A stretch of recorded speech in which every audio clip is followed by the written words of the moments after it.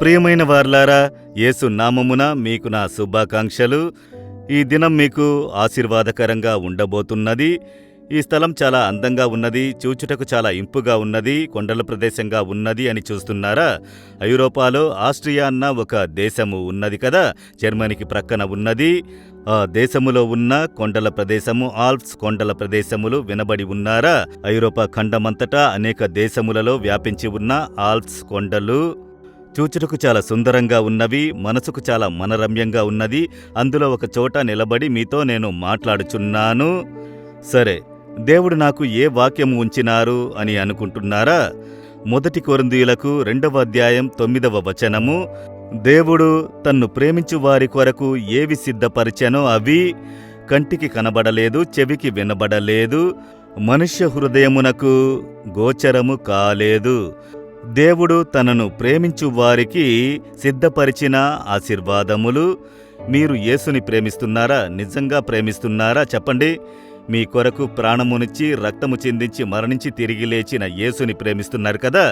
కనుక ఆయన మిమ్మును ప్రేమించి విశేషమైన కార్యమును సిద్ధపరిచి ఉన్నారట. అవి కంటికి కనిపించవు, చెవికి వినబడవు, మనుష్య హృదయమునకు గోచరం కానేరదు. అదేమిటంటే దేవుడు నాకు సిద్ధపరిచిన కార్యము. లోకంలో ఉన్నవి కంటికి కనిపించేవి కదా, ఒక ఇల్లు, ఒక కారు, లోక ఆశీర్వాదములు చూడగలుగుతున్నాం కదా, చెప్పేది వినగలుగుతున్నాము. ఇదేమిటి అని అనుకుంటున్నారా?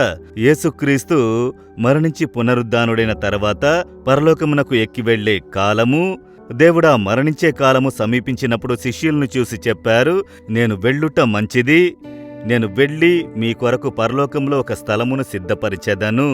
ఒక స్థలమును సిద్ధపరిచిన తర్వాత నేను వచ్చి నాతో కూడా ఉండునట్లు మిమ్మల్ని తీసుకుని వెళ్ళుదునని చెప్పారు. పరలోకంలో అనేక నివాస స్థలములు ఉన్నవి, నా తండ్రి ఇంటిలో మీ కొరకు సిద్ధపరచెదను అని చెబుతున్నారు. కనుక దేవుడు సిద్ధపరిచేవేవి పరలోక భాగ్యము. అక్కడ బ్రహ్మాండమైన ఇల్లు మనము నివసించుటకు దేవుడు సిద్ధపరచుచున్నాడు. ఒక స్థలమును సిద్ధపరుస్తున్నారు. అది ఎలా ఉంటుందో తెలుసా? కొందరు చెబుతారు కొన్ని స్థలములను చూసి, ఓ పరలోకం వలె ఉన్నదని. పరలోకమును మీరు చూసినది లేదు కదా. లోకంలో ఉన్న వాటిని దాంతో కంపేర్ చెయ్యలేము.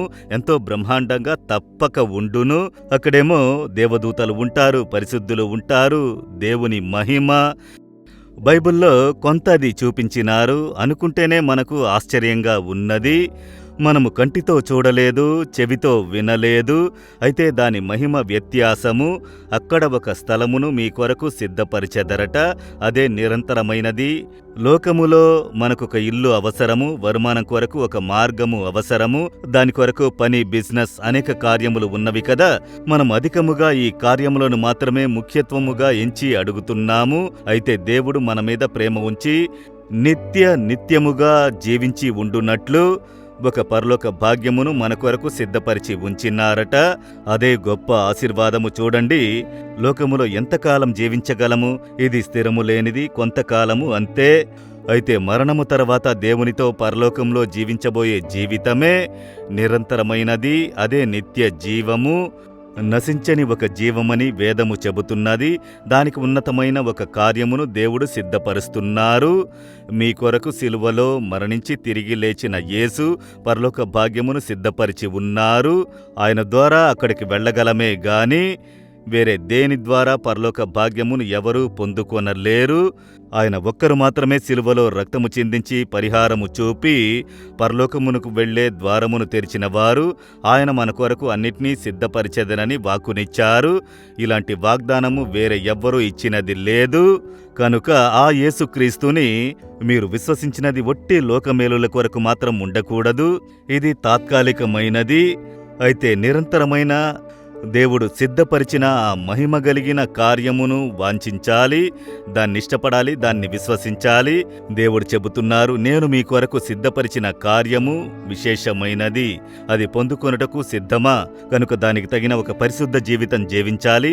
దానికి తగిన నీతి కలిగిన ఒక జీవితం జీవించి యేసుని సరిగ్గా వెంబడించినట్లయితే ఆ జీవితమును పొందుకొనగలము. ఆ భాగ్యమును పొందుకొనుటకు ప్రార్థించెదరా? దేవా, నా కొరకు మీరు సిద్ధపరచుచున్న పరలోక భాగ్యము, అది కంటికి కనపడదు, చెవికి వినబడదు. అది ఎంతో ఉన్నతమైన కార్యమని గ్రహించగలుగుతున్నాము. నాకు ఆ భాగ్యమును తప్పక ఇవ్వాలి. నేనా అనుభవంలోనికి ప్రవేశించాలి. ఈ లోక జీవితము తర్వాత పరలోక రాజ్యములో మీరు నాకు సిద్ధపరిచిన ఆ ఇంటిలో నేను నివసించాలి. దానికి నేను సిద్ధపడినట్లు కృపను అనుగ్రహించుడి. యేసు నామములో ప్రార్థిస్తున్నాను తండ్రి. Amen, amen. Jesus redeems Telugu YouTube ఛానల్ను సబ్స్క్రైబ్ చేయండి. సబ్స్క్రైబ్ బటన్ను క్లిక్ చేయండి మరియు బెల్ బటన్ను నొక్కండి. ప్రతిరోజు కార్యక్రమ సమాచారం పొందండి.